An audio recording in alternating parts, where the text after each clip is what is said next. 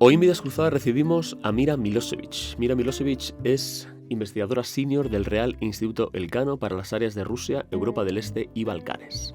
Milosevic nació en Belgrado y allí se graduó en Ciencias Políticas y Sociología, y desde 1996 vive en Madrid, donde obtuvo el título de doctora en Estudios Europeos por la Universidad Complutense. Ha sido profesora del Instituto Universitario Ortega y Gasset y actualmente es profesora en la School of International Relations de EA University. Colabora con frecuencia con la prensa escrita y con la televisión como analista política y ha publicado 3 libros: Los tristes y los héroes, historias de nacionalistas serbios; El trigo de la guerra, nacionalismo y violencia en Kosovo; y finalmente, Breve historia de la Revolución Rusa, este último del 2017, conmemorando el centenario de la Revolución. Con ustedes, Mira Milosevic. Mira Milosevic, bienvenida. Hola, bien allegada, ¿no? Muchísimas gracias por estar con nosotros. Antes de entrar en todas las áreas en las que eres especialista y una voz muy autorizada, quería preguntarte por tus orígenes. Tú naciste en Belgrado, entonces capital de Yugoslavia, en el año 66. Sí. Y cuéntanos qué recuerdas de tu infancia y tu adolescencia en esa Yugoslavia comunista. Bueno, yo creo que primero lo que hay que decir que fui pionera de Tito y sobre todo confesar que mientras era niña y muy joven pensaba que era como muy normal vivir en un país comunista. Quiero decir que no tenía una conciencia de que esto era un régimen del partido único, de que había un culto a la personalidad, de que en nuestras aulas en colegio estaba foto de Tito, que todo esto formaba parte de lo que ahora puede parecer folclore del comunismo, pero que en esta época me parecía normal. Pero aún así, desde esta perspectiva, Yugoslavia no era país que era miembro del Pacto de Varsovia. Quiero decir que el comunismo en Yugoslavia se llamaba la tercera vía. Yugoslavia era el país no alineado y sobre todo era país que durante la Segunda Guerra Mundial, sin la ayuda de la Unión Soviética, con el movimiento de los partisanos, se luchó contra la Alemania nazi y se liberó, digamos, el país gracias a los comunistas que luego impusieron su régimen. Pero estos comunistas no son los comunistas impuestos por la Unión Soviética, ¿no? Y esa diferencia es muy importante a la hora de la vida diaria, en el sentido que nosotros podíamos viajar, teníamos pasaportes, teníamos becas Fulbright, intercambio con las universidades extranjeras, incluidas las de Estados Unidos. Era una vida un poco más libre que en los países comunistas. Era un poco estilo, si no te metas en la política, puedes vivir más o menos bien. Pero sobre todo, más tarde, luego en la universidad, yo lo que destacaría son 2 cosas, ¿no? Una es una infancia de juegos en la calle, en el barrio, de todo tipo de juegos, pero muy baratos, quiero decir, entre fútbol o badminton, sin muchos juguetes, no teníamos juguetes, pero pasábamos muchas horas en la calle jugando. Y segunda, que es más importante luego para mi vida, es como éramos muy pobres, podríamos ir quizás una vez al mes al cine, ¿no? Y cenar fuera o ir a un bar era casi imposible, ¿no? Nuestros padres eran pues, bastante pobres desde la perspectiva de hoy.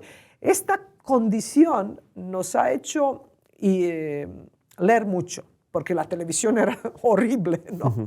En la tele no había nada, habían 2 programas y la única escapatoria de esta vida monótona era la lectura, ¿no?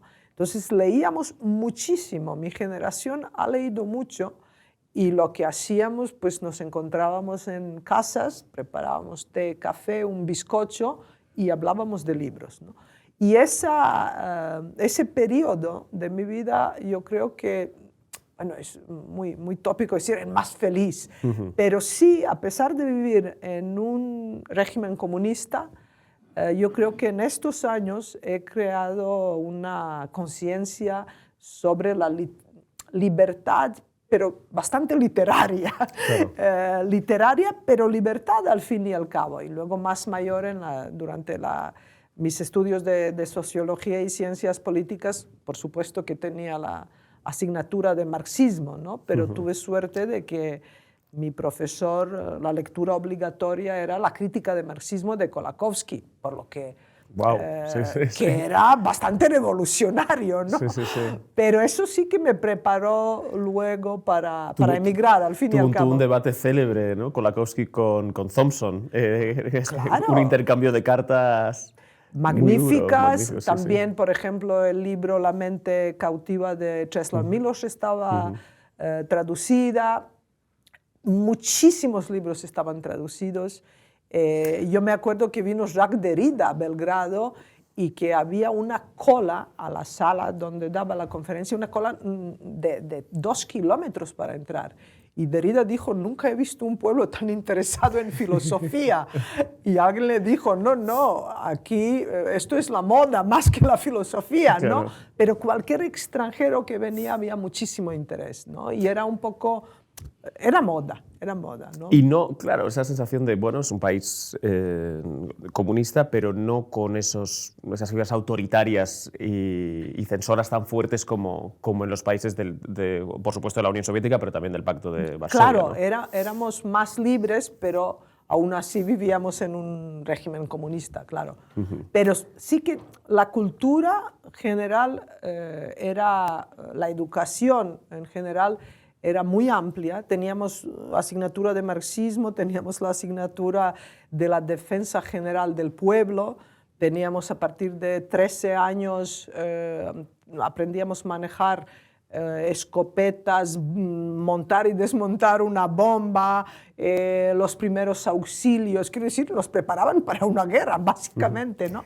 Pero... ¿Te queda algo de ese pasado, bueno, en una educación marxista, de la cultura, pero dentro de un mundo de austeridad?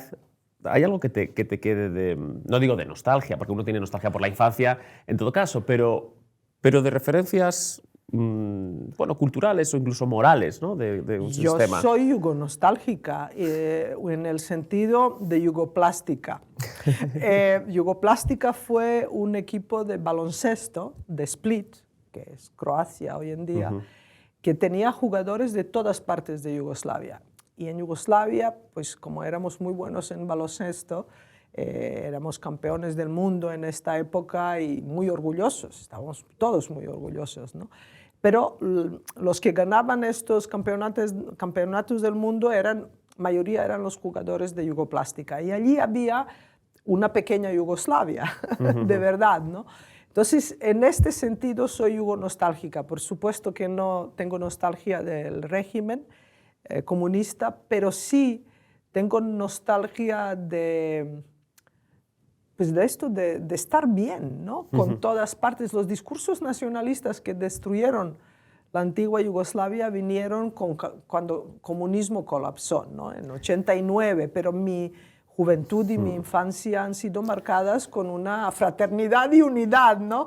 Eso te iba a decir, ¿tú tenías conciencia de ser Serbia antes que yugoslava o eran cosas indistinguibles no, para ti? Porque mi padre es serbio, mi madre es croata y si tú ahora dices que tengo que elegir una parte del mundo con la que me identifico, solo una, yo te diría el mar Adriático, que hoy en día es Croacia y una pequeña parte es de Montenegro. Me identifico con Belgrado porque he nacido allí y la ciudad está bien, ¿no? Pero una cultura más amplia con la que me identifico es mediterránea, pero sobre todo adriática, porque es el cruce de catolicismo y religión ortodoxa. Allí está Rimini, Rávena, está la división de Diocleciano en 1054, ¿no? Del Imperio Oriental y Occidental, y sobre todo hay cruce de Imperio Austrohúngaro, de República Veneciana, del Imperio Otomano. Yo me identifico con ello y es lo que me queda de estos territorios. Y luego, como has dicho tú, ¿no? Todo el mundo tiene nostalgia de de su infancia. Pero yo creo que antigua Yugoslavia, cuando digo soy yugonostálgica en sentido de yugoplástica, también refleja esta mezcla de culturas. Es que era una locura intentar allí definir quién es quién. Por eso he emigrado, porque no he podido identificarme con es que alguien. solo esa identificación de lo que te sientes es mucho más...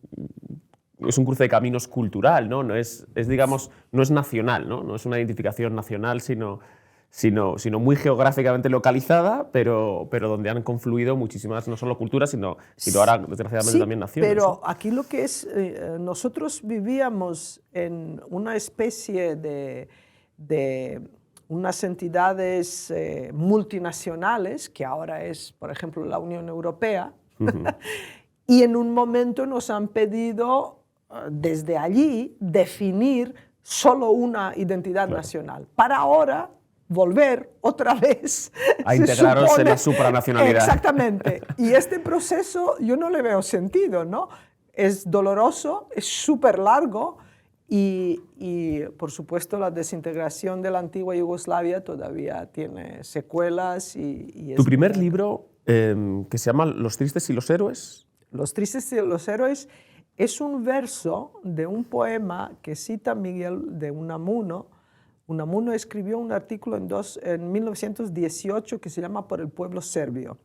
Y allí Unamuno es muy crítico con el imperio austrohúngaro, es muy pro-serbio en el artículo, que yo lo descubrí por casualidad y entonces él cita este poema, creo que no dice de quién es, y el poema dice, pues allí caminaban los tristes y los héroes con su rey, describiendo la retirada de los serbios a través de Albania en la Primera Guerra Mundial. Y la verdad que creo que los tristes y los héroes, si hay que resumir esta percepción que los serbios tienen de sí mismos, creo que es una buena definición, ¿no? Claro, porque el libro trata sobre el ascenso del nacionalismo serbio, ¿no? Sí, las raíces románticas empiezan con raíces románticas de Vuk Karadžić, que es el padre del alfabeto serbio, de los saberes. Era el que recopiló la poesía épica, es el padre del alfabeto serbio, fue amigo de Leopold von Ranke en su momento y vivía en Viena, es verdad, pero era serbio de origen, y desde Vuk Karadžić y esta poesía épica, pues el libro llega hasta Slobodan Milošević y Arkan, porque el libro se publicó en el año 2000. Era después del bombardeo de la OTAN de antigua Yugoslavia. Sí. ¿Y qué papel juega la Iglesia Ortodoxa en este ascenso del nacionalismo serbio? Bueno, la Iglesia Ortodoxa en todos los países donde la mayoría de la población es ortodoxa, y para aclarar aquí, ortodoxos hay ortodoxos de todos, ¿no? De judíos o de musulmanes. Aquí la palabra ortodoxo significa pravoslavlje. Pravoslavlje quiere decir la fe auténtica, y se crea este concepto cuando se separa la Iglesia ortodoxa, el Imperio Oriental, del Imperio Occidental, por esta división en 1054 que he mencionado, ¿no? Entonces, con el colapso del comunismo en todos los países postcomunistas se intenta crear una identidad nacional, ¿no? O volver a ella, buscando en el pasado, ¿no? La Iglesia Católica ha tenido un extraordinario papel en el colapso del comunismo, en Polonia, por ejemplo, y el Papa Wojtyła ha tenido un papel muy destacado, ¿no? Sin embargo, en los países donde la población es de la mayoría ortodoxa, la Iglesia ha tenido un diferente estatus que en las iglesias latinas. A diferencia de los católicos, todos los países de la mayoría ortodoxa tienen iglesias autocéfalas. Eso quiere decir que la Iglesia realmente está tan vinculada al Estado, porque esto ocurre que estos estados han estado bajo dominio del Imperio Otomano. Y la única manera de definir la identidad de la población era a través de la religión. Y el sistema Millet que crean los otomanos son pequeñas comunidades identificadas con la religión, que pagan impuesto al Imperio Otomano, pero conservan su identidad religiosa. Los otomanos estaban muy interesados en ello porque cobraban impuestos, no les forzaban a una conversión al Islam, pero esta condición convirtió a la Iglesia Ortodoxa en la único criterio de una identidad nacional en siglo XIII, XIV, XV, etc., ¿no? Y a raíz de ello, aún en el siglo XX, cuando colapsa el comunismo, pues queda muy poco de qué podría ahora sustituir esta identidad comunista, ¿no? Porque el comunismo en Yugoslavia, comunismo veía mal la iglesia, pero tampoco perseguía o cerraba iglesias, como ocurrió en la Unión Soviética, por ejemplo, ¿no? Entonces, cuando colapsa el comunismo, la gente no tiene otra identidad, plan B, ¿no? ¿Quién soy ahora? Que acudir a estos mitos fundacionales de la identidad y del Estado. Claro, la caída del comunismo fuerza, digamos, la búsqueda, o motiva la búsqueda de esta identidad nacional, se hurga en el pasado, donde está la iglesia, el romanticismo serbio.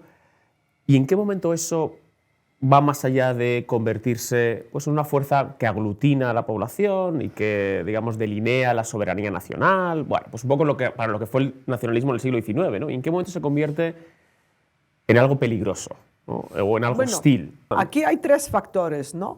Uno es en 1986 la Academia de Ciencias Serbia publica un memorando donde elabora todos los agravios históricos de los serbios, ¿no? Casi desde la batalla de Kosovo hasta los años 80, ¿no? En caso de Serbia, allí hay problema de Kosovo, que cada vez tiene más una mayoría de albano-kosovares, y Kosovo no tiene estatus de república, por lo que, según la constitución de la Yugoslavia comunista, no tenía derecho de autodeterminación y secesión, que tenían otras repúblicas, teóricamente, porque todo el mundo cree que nadie se va a atrever a pedirlo, ¿no? Pero el memorándum de la academia, de los académicos, de la gente, de la élite intelectual, elabora un memorándum que, desde el punto de vista intelectual, empieza a articular un sentimiento nacionalista y un resentimiento, sobre todo, hacia otras repúblicas yugoslavas y hacia este estatus de Serbia como la república, digamos, con la población más numerosa, pero supuestamente sin derechos iguales que otras repúblicas, ¿no? Este es el primer factor. Primer factor, ¿no? El segundo factor es la llegada al poder de Slobodan Milošević en el año 87, cuando él llega con el discurso 87-88 en el Partido Comunista de Serbia. Él llega al poder con un discurso nacionalista en contra de Ivan Stambolić, que era hasta entonces el secretario general del Partido Comunista de Serbia, y, digamos, la culminación de este discurso es su discurso en el 500 aniversario, 600 años, aniversario de 600 años de la batalla de Kosovo, de 28 de junio de 1389. En 1989, Milošević va a Kosovo y da un discurso diciendo que va a proteger a los serbios, que ya nadie les va a pegar, etcétera, etcétera. ¿Qué quiero decir? En este momento está claro que Serbia, con su programa nacional, que es que todos los serbios vivan en un mismo estado, con que va a empezar una cierta territorialización de la identidad, ¿no? De intentar agrupar a todos los serbios en un estado, aunque esto signifique digamos, anexionar territorios que pertenecen a las otras repúblicas. Allí hay, pero también hay que decir que las fronteras internas de la antigua Yugoslavia son fronteras administrativas de un Estado. Y cuando se desintegra, estas fronteras automáticamente se convierten en las fronteras internacionales. Y eso dificulta muchísimo cómo gestionar el colapso de la ideología que era garantía del Estado.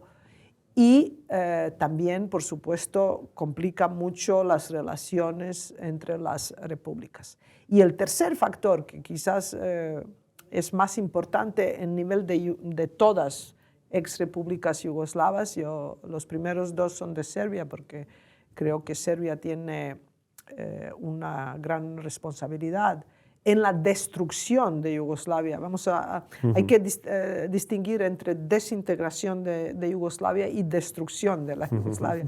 Desintegración ocurre por colapso del comunismo, pero la destrucción de Yugoslavia ocurre por las guerras étnicas, del nacionalismo étnico, en cuyo proceso Serbia tiene la mayor responsabilidad, ¿no? Pero en el nivel de toda Yugoslavia y en este proceso de desintegración, creo que es la decisión de toda élite política de cada una de las repúblicas de tomar la decisión de primero solucionar la cuestión nacional, la llamada cuestión nacional, y luego hacer las reformas democráticas, reformas a la transición a la democracia, lo que quiere decir básicamente aceptar el estatus de nación cívica y no étnica, realmente es lo que dispara, lo que empieza, influye mucho en el proceso de destrucción de la Yugoslavia con Yugoslavia comunista, con las guerras étnicas, ¿no?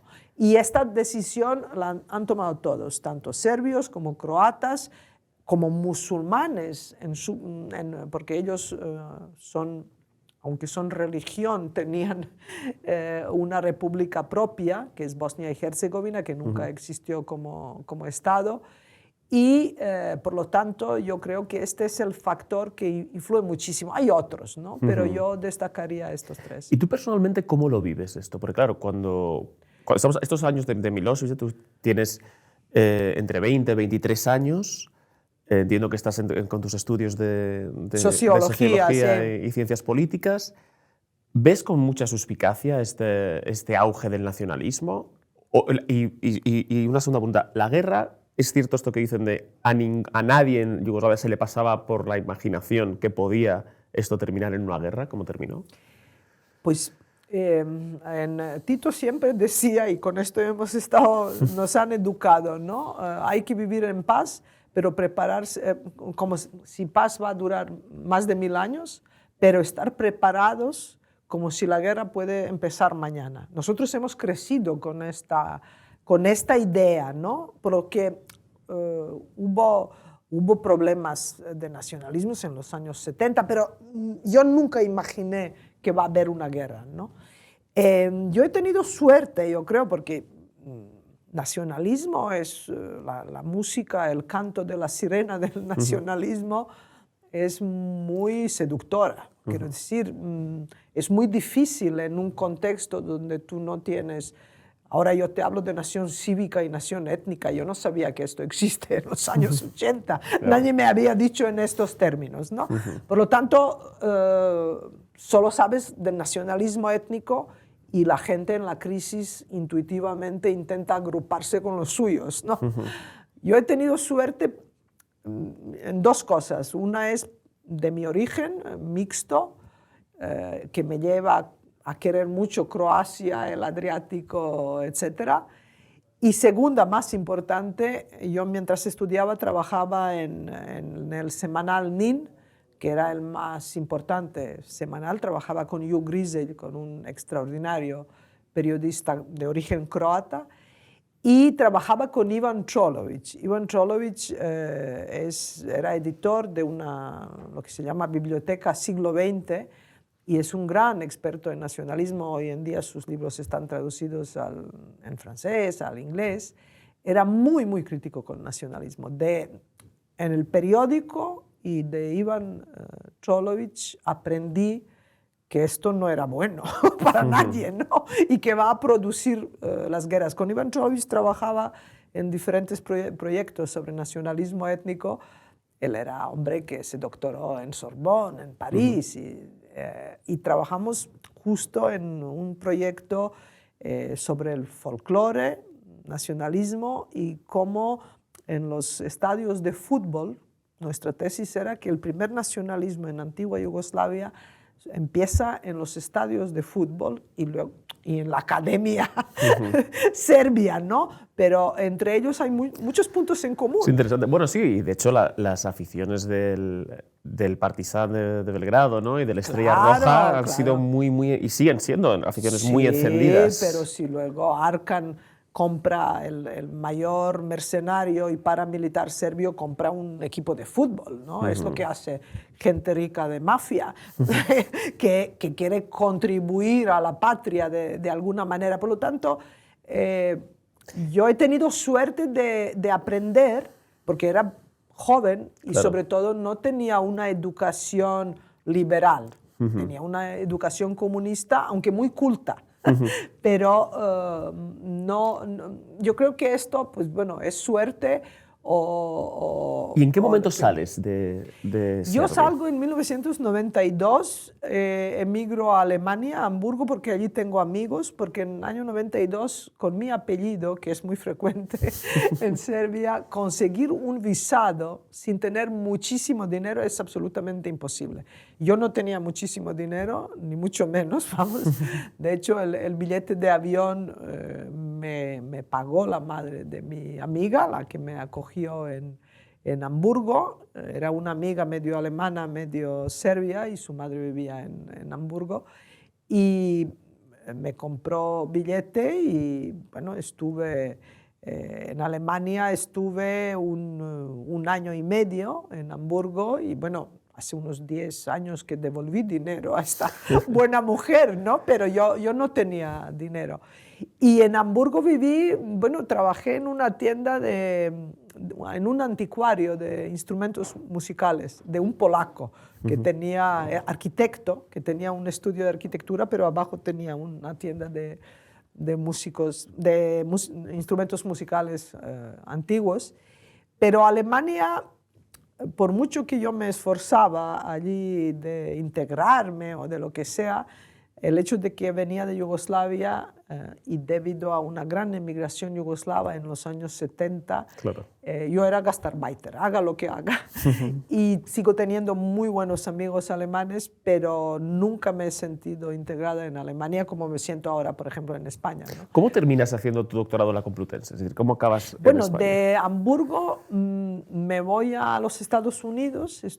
Tenía una beca en la Universidad de San Diego de antropología, porque yo empecé a hacer doctorado en Serbia en estudios antropológicos, que era algo como muy... sonaba como muy bien. En UC San Diego. En UC San Diego tenía una beca de un proyecto sobre la identidad de frontera entre México y los Estados Unidos, la percepción de la identidad de la gente que vive cerca de la frontera. Y era muy interesante, y bueno, y luego viajé por los Estados Unidos y luego decidí venir a España, porque no conocía a nadie, no conocía ni una palabra de español, pero decidí venir porque sí, porque me apetecía. Pero de verdad era una decisión bastante irracional. Entonces, cuando decidí, mientras tanto en América conocí al profesor James Fernández de la Universidad de Chicago, que es un antropólogo de origen asturiano, no habla ni una palabra de español. Entonces, bueno, él me dio unas referencias para Carmelo Lison Tolosana en la Complutense, en antropología, y cuando vine me matriculé en inglés, doctorado básicamente. Pero nunca tenía mucho dinero, ¿no? Siempre era problema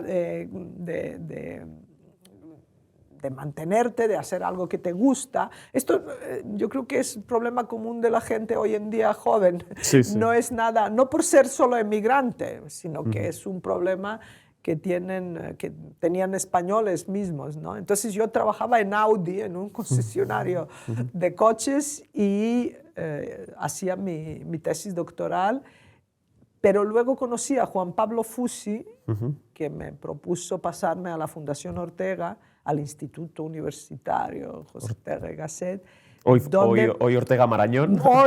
Sí, siempre tienen nombres. Sí. Bueno, pero allí al final me doctoré en estudios europeos, porque yo publiqué primero 2 libros y luego escribí la tesis doctoral, que es, la mayoría de la gente lo hace de diferente. Sí, pero yo tuve otra vez suerte, debido a las guerras yugoslavas y el bombardeo de la OTAN, hubo mucho interés en el año 99 y 2000.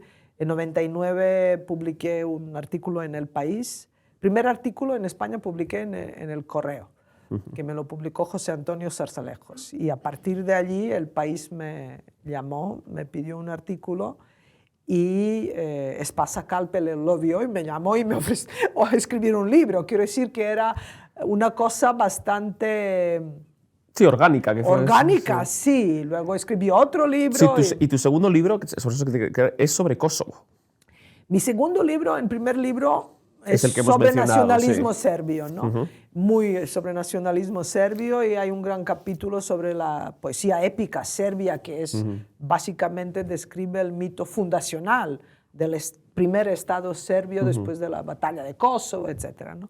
Segundo libro se llama El trigo de la guerra, que otra vez es un verso del poema que de la tradición épica albanesa, albano-kosovar, su poema sobre la batalla de Kosovo, que ellos están en otro bando, otro lado, claro. en otro lado, ¿no?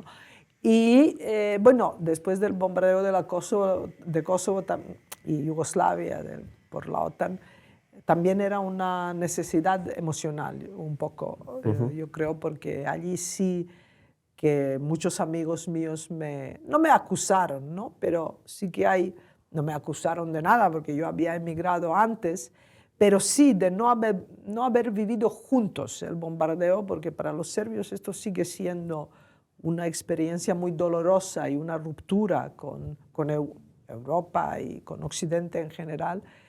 Y luego pues la independencia de Kosovo en el año 2008. Claro, este es un libro previo a la independencia de... Es previo, previo. Es un libro que intenta comprender lo que pasó, y también el nacionalismo kosovar, ¿no? Nacionalismo que durante antigua Yugoslavia, el hecho de que ellos no han tenido su propia república siempre ha estado como menos valorado de alguna manera, y era un libro para comprender, ¿no? Yo allí no me comparo con Hannah Arendt, pero siempre me ha gustado mucho su entrevista en la televisión alemana con Günter Gauss en finales de los años 60, ¿no? Es de esta donde dice siempre queda la lengua materna, ¿no? Pero en esta entrevista ella dice, yo quiero comprender, y para mí el proceso de escritura es la mejor manera de comprender. Y comprender no significa ni criticar ni justificar, significa eso, comprender, ¿no? Intentar a ver la realidad tal como es. Y yo creo que esta afirmación de Hannah Arendt siempre ha sido un poco mi lema en todo, no solo en relaciones internacionales o nacionalismos, ¿no? Que yo creo que la clave está en comprender. ¿Ahora eres optimista con el presente y el futuro de los países de la antigua Yugoslavia, con las nuevas repúblicas? Bueno, no soy pesimista, pero tampoco diría que soy optimista. ¿En qué sentido? No soy pesimista, creo que no van a volver a guerrear. Esto se acabó, yo creo que la población está cansada de estar en la guerra, y que quieren mirar el futuro, que es muy bueno, ¿no? Pero no soy optimista respecto a la ampliación de la Unión Europea y su, por mucho estatus de candidato que tienen, el comienzo de las negociaciones sobre la entrada. Son procesos muy, muy largos y sobre todo con este fast track, con la decisión geopolítica de incorporar a Ucrania y Moldavia y a Georgia, empezar las negociaciones, que es magnífico para estos países, pero claramente se trata de una decisión política, ¿no? El caso de los Balcanes nunca ha sido una decisión tan política. Se habla de los Balcanes, esto en el año 2003, hace 20 años exactamente. En el Consejo Europeo de Salónica se ha dicho que todos los países de los Balcanes entrarán un día en la Unión Europea, ¿no? Desde entonces solo Croacia ha entrado en 2013. Por lo tanto, 20 años, quizás en un tango no son nada, ¿no? Pero en los procesos de ampliación son mucho. No porque, quiero decir, un proceso es lo que es, hay que cumplir criterios.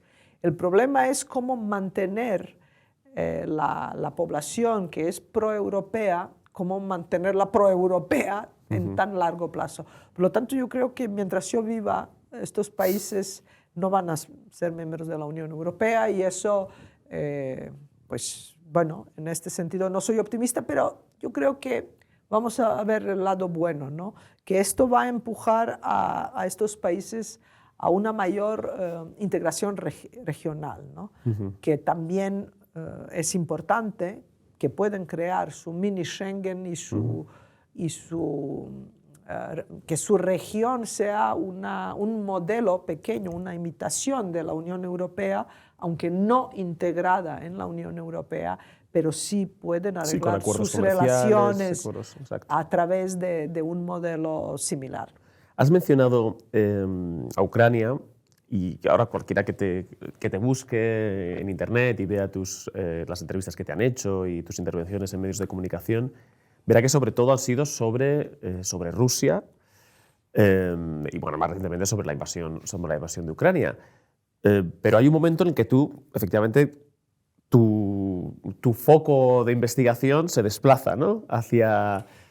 hacia Rusia, China, hacia estos ejes geopolíticos tan relevantes, ¿no? Sí, pero yo cuando vine a España quería hacer doctorado en antropología y mi TFG de licenciatura era Semiología de Arquitectura de Belgrado. Yo quería dedicarme a antropología de las ciudades, ¿no? Urbana, sí. Urbana, espacio y tiempo, la poética de espacio, etcétera, ¿no? Pero luego uno se convierte en lo que un poco esperan de él en este sentido para tener trabajo. Y yo, por supuesto, estudié sociología y ciencias políticas, nacionalismo siempre me ha interesado y era una gran demanda de hablar de Yugoslavia. Rusia, nosotros estudiábamos ruso en colegio y Rusia siempre ha formado parte de mi educación sentimental. Claro. La literatura, la música rusa, mi hermana estudió ruso, quiero decir, y el comunismo soviético. Y habla ruso, si no me equivoco, ¿no? Hablo ruso, estudié ruso, hablo ruso ahora muy despacio porque no tengo con quién practicar, pero leo ruso perfectamente. Lo uso cuando lo necesito, por lo tanto Rusia estaba allí. Otra cosa es que no interesaba a Rusia. Quiero decir, el Real Instituto del Cano, primera colaboración que he tenido con ellos era en 2015, después de la anexión de Crimea. Quiero decir, en España Rusia no es una prioridad. Se ha convertido en la prioridad con la guerra de Ucrania. Entonces yo dije, yo antes hacía cosas que interesaban a 500 personas y ahora estoy añadiendo ceros. Y no es de dinero, pero sí de interés, ¿no?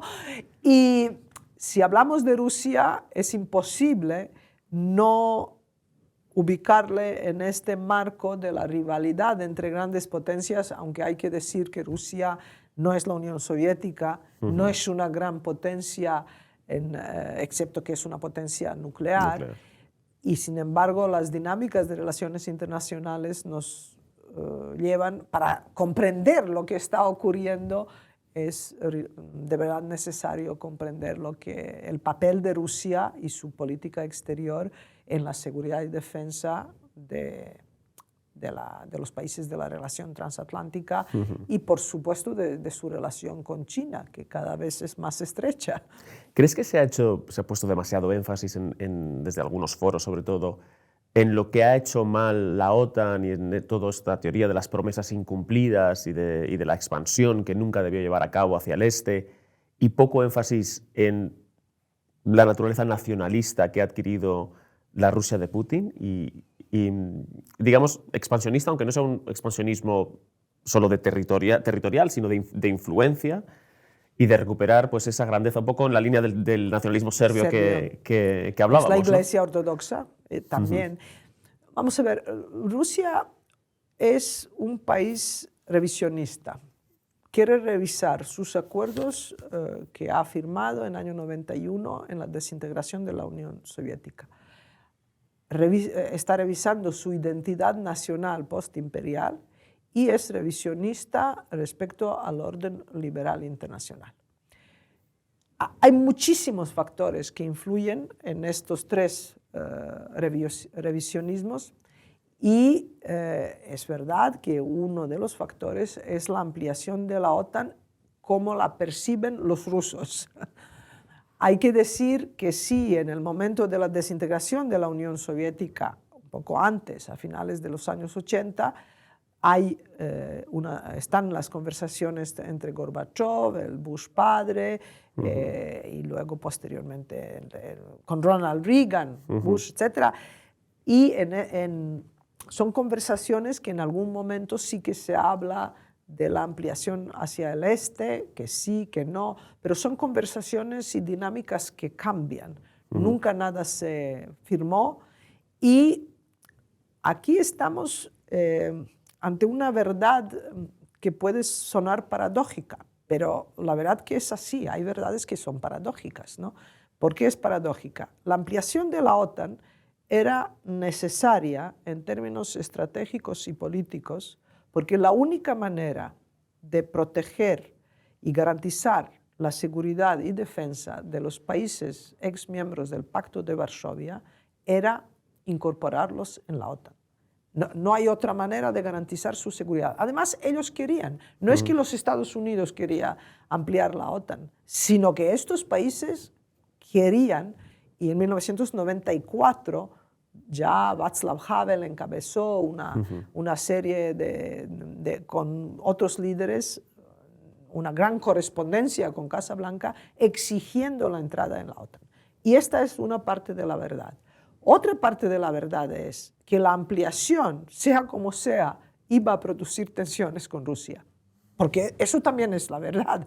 Porque los rusos tienen un concepto de seguridad nacional de los últimos 7 siglos, de que ellos necesitan tener unas buffer zones, unas zonas de territorios militarmente neutrales para sentirse seguros. Otra cosa es si ahora entramos en psicoanálisis porque necesitan esto o no, pero es su estrategia. Entonces, las dos cosas son verdad y Rusia habría reaccionado a esto de la misma manera. Haga lo que haga Occidente, Rusia iba a protestar contra la ampliación. Ahora bien, esto es un factor. Para mí, el factor más importante por qué estamos en esta situación no es la ampliación de la OTAN, es el concepto de la identidad nacional que tiene y que está imponiendo el Kremlin. Porque cuando se desintegra la Unión Soviética hay un gran debate intelectual sobre cómo se debería definir la identidad nacional rusa. Y hay 5 propuestas. Pero el Kremlin es el que define la identidad nacional rusa en año ya 94, durante Boris Yeltsin, de que Rusia es una nación dividida. Y Putin luego, en un discurso en el año 2005, dice la gente se acostó en un país y la mañana siguiente se despertó en otro.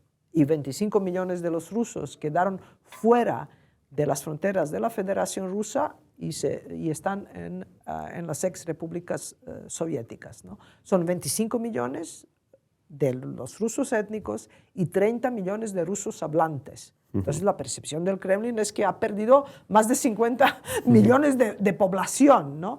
Y este es un concepto de identidad nacional. El otro que Putin también ha introducido, sobre todo a partir del año 2012, en su tercer mandato, es este vínculo y lo que hemos hablado, que hace uno como ahora plan B, ¿qué soy? ¿No?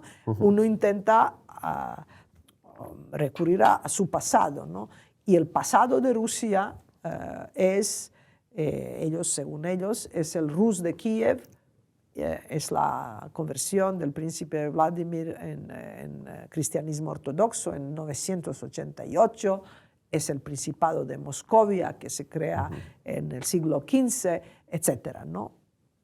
Todo el mundo tiene un mito fundacional de Estado, pero nadie o pocos quieren, digamos, tener estos territorios después de 10 siglos o 12 en su Estado, ¿no? Esto ocurre con los serbios, con Kosovo, porque también lo ven como cuna de su primer Estado, y ocurre con la Rusia de Vladimir Putin, ¿no? También hay que decir que Rus de Kiev era un reino, no era un Estado, y que el problema y el debate alrededor de Rus de Kiev es que destino diferente de 3 partes del reino de Rus de Kiev, que se produce después de la invasión de los mongoles en 1237, este destino diferente de 3 partes es lo que realmente demuestra, primero, que Rus de Kiev no es propiedad de nadie, ¿no? Porque la parte de noreste es Novgorod y luego se convierte en Principado de Moscovia, que sí que es primer estado ruso, pero la parte occidental, una parte va al Principado lituano-polaco y otra parte acaba en manos de los mongoles y más tarde del Imperio Otomano. Entonces, estos diferentes destinos son lo que hoy en día estamos debatiendo. Es que Rus de Kiev no es ni de Ucrania, ni de Rusia, ¿no? Ni de los polacos y lituanos. Es un territorio por favor, del siglo X, ¿no? Sí, sí. Porque lo de nacionalismo siempre es quién ha venido por la mañana y quién ha venido por la tarde. Es muy cansado, realmente, ¿no? Pero lo que importa es lo que tú has mencionado. El meollo de conflicto está en el concepto de identidad nacional impuesta por el Kremlin y, sobre todo, por Vladimir Putin. Pero también hay que decir que en la desintegración de la Unión Soviética se crean unos problemas que trascienden a Vladimir Putin, que Yeltsin intenta solucionarlos, no lo consigue, Rusia fracasa en su empeño de convertirse en un Estado-nación y en una nación cívica, y nombramiento de Putin es una manera, es un reconocimiento tácito de este fracaso, ¿no? Cuando Yeltsin le nombra un tipo de KGB, ya está claro que el agua va a ir por otros molinos, ¿no? Tu libro más reciente, que salió en el año 2017, conmemorando el centenario de la Revolución Rusa, se titula precisamente Una breve historia de la Revolución Rusa, y es un libro que lleva ya 7, 8 ediciones. 8 ediciones. 8 ediciones. Y quiero decir solo que yo entiendo el concepto de breve como algo conciso y preciso, no como algo corto.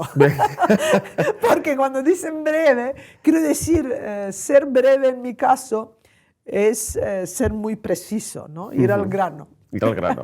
Pero que no es un panfletito. No es un panfletito, es un libro. Sí, es un libro en el que trabajé 4 años, así que... Sí.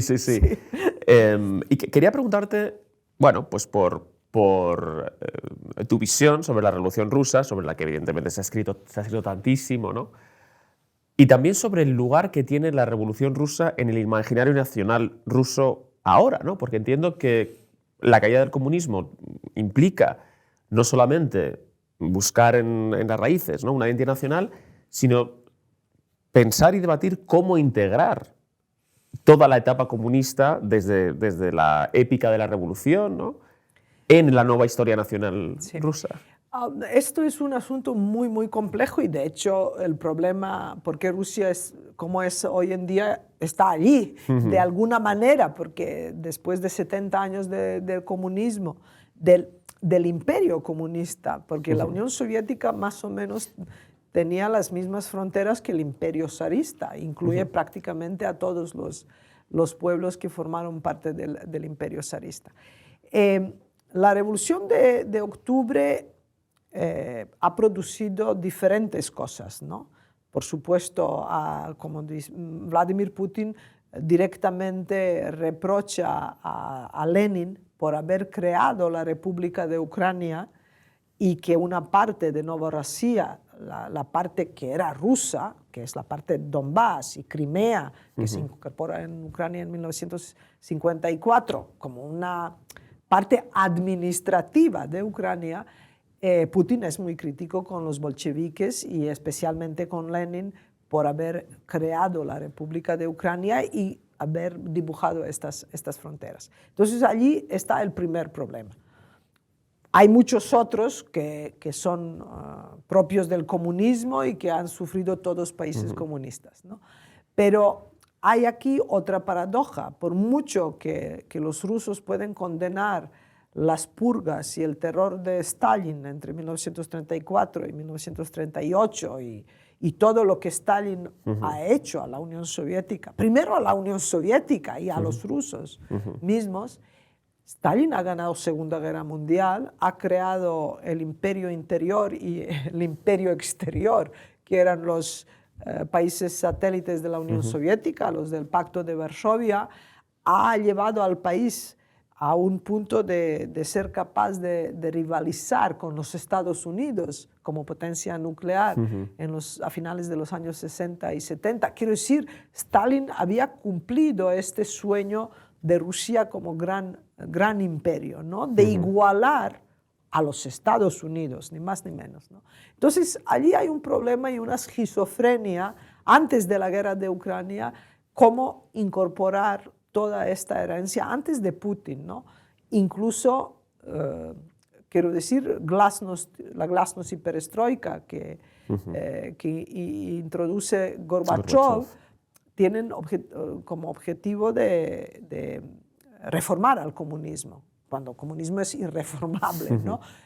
Gracias a glasnost y perestroika, los rusos, los soviéticos, ven que el régimen en que han vivido no era tan bueno como les decían. Ellos sabían que Stalin había hecho cosas malas, pero no tenían idea hasta qué punto, ¿no? Entonces, yo creo que esta mala digestión en año 91, final, o en la misma desintegración de la Unión Soviética, está la clave del resentimiento ruso actual, ¿no?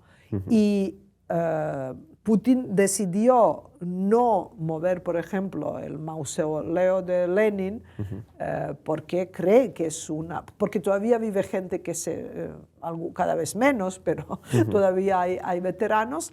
Y luego la nostalgia de Unión Soviética o en el espacio postsoviético es un instrumento para el Kremlin actual de ejercer su influencia en el espacio postsoviético. Por lo tanto, allí hay una ambigua política por parte del régimen ruso, usando y abusando la memoria histórica, y por otro lado hay una real conexión entre, pues bueno, como a todos nosotros, tenemos conexión con nuestro pasado, no lo podemos borrar.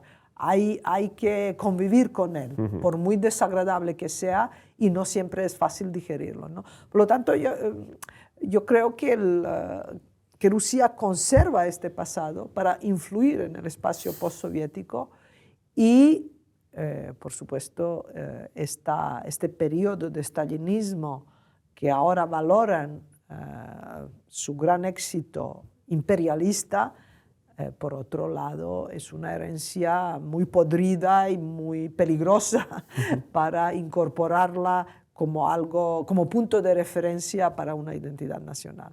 ¿Por qué se habla tanto de la Revolución de Octubre que tiene sentido, lógicamente, pero apenas se habla de la Revolución de Febrero. Bueno, porque la Revolución de Febrero, como dijo Lenin, era el ensayo general de la Revolución de Octubre. Pero es la que fuerza un cambio y la que Es la saca que al zar. fuerza el cambio, pero realmente el problema es que los bolcheviques crean unas instituciones paralelas Claro, a las democráticas, digamos. Claro, porque Alexander Kerensky, Kerensky, que crea su gobierno, realmente no tiene suficiente fuerza, ni él ni los partidos que lo forman. Lenin es posiblemente el mejor revolucionario de todos los tiempos, ¿no? No le elogio, ¿no? Pero consigue en muy poco tiempo poner patas arriba al país, al régimen zarista y todo. A todo ello contribuye mucho la Primera Guerra Mundial. Claro, bueno, y Alemania ayuda. Alemania ayuda, pero lo que hay en Primera Guerra Mundial, que es una galopante inflación que produce hambre, hay movilización general, por eso Putin ahora no quiere una movilización general, ¿no? Es movilización general parcial, lo llama, aunque llama a todo el mundo, pero no lo define como tal. Y es un contexto de colapso de los imperios, ¿no? La Primera Guerra Mundial crea muchos estados-nación en las ruinas del Imperio Austrohúngaro, al otomano lo rematan, ¿no? Al alemán, y también colapsa el Imperio zarista, ¿no? Lo que pasa es que los bolcheviques rápidamente lo restauran y crean el Imperio comunista, ¿no? Y esto es lo que... yo creo que también que hay una... por mucho que a mí personalmente que alguien me diga que se identifica con comunismo, me parece inmoral, aparte que puedo criticarlo políticamente, desde el punto de vista del liberalismo, etc. Me parece inmoral, después de todo el daño que el comunismo ha hecho en nivel de la vida diaria y humana, por supuesto como sistema político, ¿no?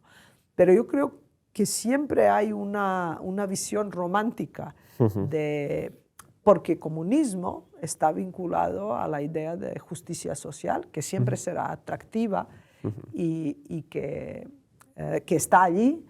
Otra cosa es que los comunistas o la extrema izquierda está siempre buscando un nuevo sujeto revolucionario, ¿no? Hoy en día pues, no se habla del proletariado tal cual, ¿no? Pero sí que se habla de la clase obrera todavía, cuando vivimos en capitalismo. No hay una clase obrera, ¿no? A nadie se le ocurre borrar capitalismo, ¿no? Sino, por lo tanto, está allí por romanticismo y, bueno, porque la izquierda siempre tiene sus preferencias, ¿no? ¿Y qué opinas de quienes elogian la figura de Lenin o la admiran? Porque digamos que está muy de moda ya elogiar a Stalin, ¿no? Esto es una cosa que quedó atrás en el siglo XX, pero sin embargo sí se siguen escuchando voces, incluso políticos profesionales, que tiene una opinión favorable, ¿no? y muy, muy romántica de Lenin, que llega en el tranvía y es Finlandia. ¿Qué les diríamos a estas personas? Bueno, yo les diría primero que es una... Que compren tu libro, eso es lo primero. Que yo les primero diría que es una gran mentira de que las ideas de Lenin eran buenas y que lo malo del comunismo era porque ciertas personas aplicaron mal estas ideas, ¿no? Esta idea de que Lenin era fantástico y que tenía unas ideas muy buenas, hasta Gorbachev pensaba. Quiero decir, Gorbachev quería reformar el comunismo porque estaba convencido que Lenin sus ideas simplemente estaban mal aplicadas, ¿no? Yo creo que hay que sentarse y leer seriamente a Lenin y comprender que Lenin y sus ideas son nihilistas, son totalitarias, son hasta terroristas, porque él dice que, por ejemplo, para imponer nuestras ideas. Cualquier instrumento es válido, desde la pluma hasta las bombas. Quiero decir, es un hombre que pone en el mismo nivel la pluma y la espada, si quieres, ¿no? Claro. Por lo tanto, yo recomendaría primero que lo lean seriamente y que se pregunten a sí mismos si de verdad quieren vivir en una sociedad como la idea Lenin, ¿no? Yo creo que hoy en día nadie quisiera vivir en proceso de colectivización, de expropiación. Y con esa tolerancia con la violencia, ¿no? Que eso es lo más llamativo. Exactamente. Por lo tanto, yo de verdad creo que hoy en día el leninismo o una extrema izquierda simplemente es una retórica de llamar la atención o una pura utopía. Porque si algo ha demostrado el leninismo es que solo puede ser impuesto a través de violencia, porque está desconectado con la realidad. Es una utopía. Mira, Milosevic, muchísimas gracias. Muchas gracias a ti, ha sido muy, muy agradable. Ha sido un placer y terminamos con la pregunta habitual, que es pedirte que nos recomiendes a alguien para invitar aquí. Pues, a ver, ¿habéis invitado a Juan Pablo Fussi? ¿No? Juan Pablo Fussi es mi director de tesis doctoral y es magnífico. Genial. Pues... Y es un historiador con mucha experiencia, doctorado en Oxford, director del Centro de Estudios Ibéricos de Oxford durante 7 años, alumno de Raymond Carr, un hombre muy culto, interesante, un gentleman inglés. Perfecto, pues tomamos nota. Muchísimas gracias. Es lo primero que se me ocurre. Gracias a vosotros.